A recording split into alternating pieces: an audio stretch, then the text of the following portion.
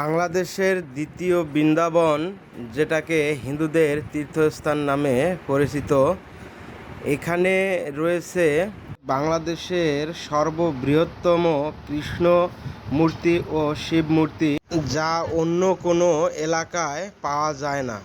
এটা গাইবান্ধা জেলাতেই এই বিশাল বড় কৃষ্ণ মূর্তি দেখা যায়। এছাড়াও এখানে আরও কিছু দেবদেবীর মূর্তি দেখা যায়, যেমন কালী মূর্তি, কৃষ্ণের ছোট মূর্তি এবং আমাদের ধর্মগ্রন্থের রামায়ণ ও মহাভারতের কিছু মূর্তি এখানে স্থাপন করা হয়েছে, যা এই জায়গাটাকে আরও মনোমুগ্ধকর করে তুলেছে, যা সবার কাছে জনপ্রিয় এবং দ্বিতীয় বৃন্দাবন ধাম হিসাবে পরিচিতি লাভ করেছে।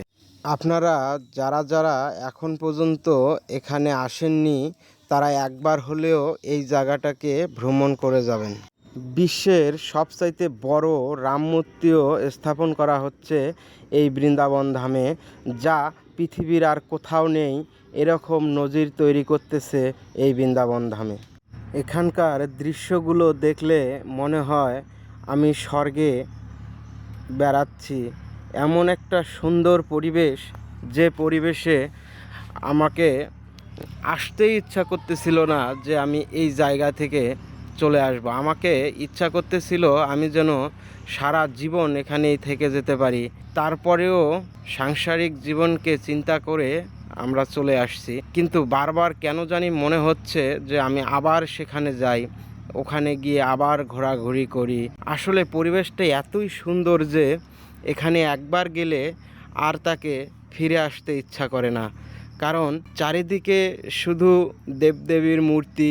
পরিবেশটা এত শান্ত, এখানে নেই কোনো কোলাহল, শুধু ভজন কীর্তন সব সময় চলতেই থাকে।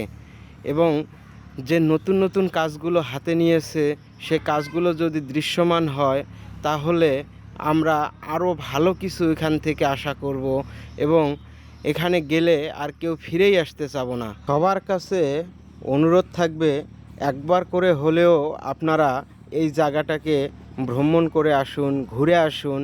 আমাদের হিন্দুদের যে একটা তীর্থস্থান বাংলাদেশেই তৈরি হচ্ছে, এর সাক্ষী হয়ে আসুন এবং আপনারা যার যার সাধ্যমতো সেখানে দান করে আসুন, যাতে কাজ অতি দ্রুত হয়।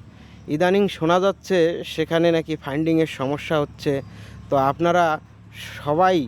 আমরা সবাই যদি সেখানে এগিয়ে আসি, তাহলে অবশ্যই দ্রুতই কাজটা শেষ হবে।